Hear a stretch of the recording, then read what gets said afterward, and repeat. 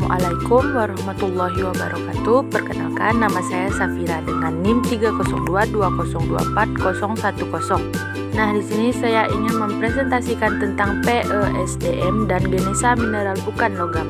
Nah, materi pertama yaitu magma. Magma adalah batuan cair pijar yang berada di bawah permukaan bumi, terbentuk dari pelelehan parsial batuan pada mantel atau kerak bumi akibat suhu tinggi, tekanan, dan keberadaan fluida.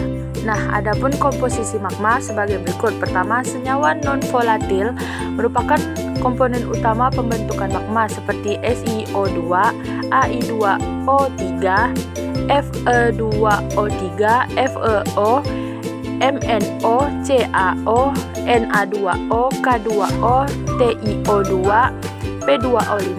Kandungan SiO2 sangat penting karena mengontrol viskositas magma. Nah, yang kedua, senyawa volatil atau gas merupakan gas terlarut dalam magma seperti H2O, C2O, S2, SO2, H2S, HCl, NH3, CH4. Gas ini berperan besar pada tekanan magma dan letusan gunung api. Komposisi magma yang terakhir itu unsur jejak, contohnya Rb, Ba, Sr, Ni, Co, Vi, Li, Cr, dan Pb. Digunakan untuk menelusuri asal magma dan proses evolusinya. Selanjutnya, perubahan sifat magma. Perubahan sifat magma adalah perubahan komposisi, suhu, viskositas, dan kandungan gas magma selama perjalanan dari sumbernya sampai mendekati permukaan. Magma dapat berubah sifatnya oleh adanya proses. Nah, perubahan magma ada hibridasi atau magma mixing, pencampuran dua magma yang berbeda komposisi yang dapat berdampak.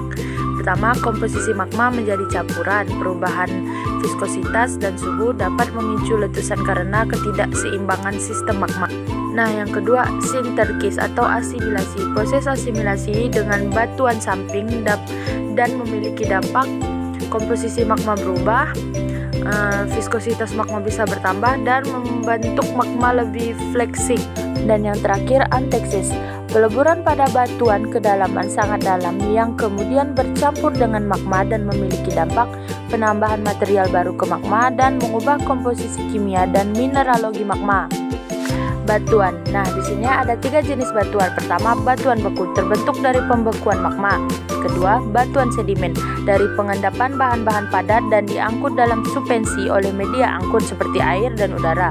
Dan yang terakhir, batuan metamorf telah berubah dari hasilnya, tekstur dan komposisi mineral oleh panas, tekanan, dan larutan dalam bumi. Lanjut materi selanjutnya, geologi pertambangan. Keberadaan endapan bahan galian tidak terlepas dari kondisi geologinya.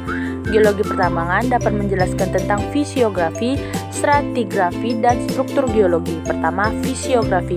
Fisiografi adalah ilmu yang mempelajari bentuk permukaan bumi atau benteng alam serta proses pembentukannya. Kedua, stratigrafi. Stratigrafi adalah cabang geologi yang mempelajari lapisan-lapisan batuan atau strat, urutan, umur, penyebaran, dan hubungan antar lapisan. Ketiga, struktur geologi. Struktur geologi adalah bentuk dan susunan batuan akibat gaya tektonik seperti tekanan, tarikan, dan geseran. Ganesa mineral bukan logam. Ganesa mineral bukan logam adalah proses terbentuknya mineral non-logam di alam akibat berbagai mekanisme geologi. Mineral bukan logam sendiri adalah mineral yang tidak mengandung unsur logam dominan dan umumnya dimanfaatkan sebagai bahan industri, konstruksi, maupun kimia. Contohnya kuarsa, koalin, gipsum, fosfat, sulfur, dan batu kapur. Nah, adapun jenis ganesanya, pertama, ganesa magmatik terbentuk dari pendinginan dan kristalisasi magma. Mineral non-logam muncul sebagai mineral primer atau hasil deformasi magma. Contohnya kuarsa, feldspar, mika, dan nephelin. Nah, yang kedua, ganesa sedimenter terbentuk melalui proses pelapukan, transportasi, pengendapan, dan identifikasi. Contohnya batu kapur. Dari endapan batu kapur itu dari endapan organisme laut. gypsum dan anhidrin dari evaporit, fosfar dan pasir kuarsa.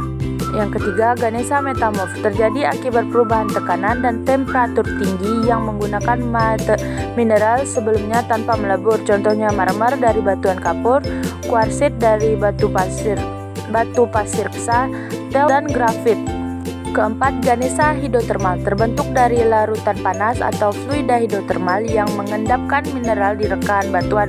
Contohnya kuarsa urat, fluorit, dan barit. Nah, Ganesha yang terakhir adalah Ganesha residual atau pelapukan terjadi akibat pelapukan intensif yang menyisakan mineral stabil. Contohnya kaolin, bauksit, dan laterit silika.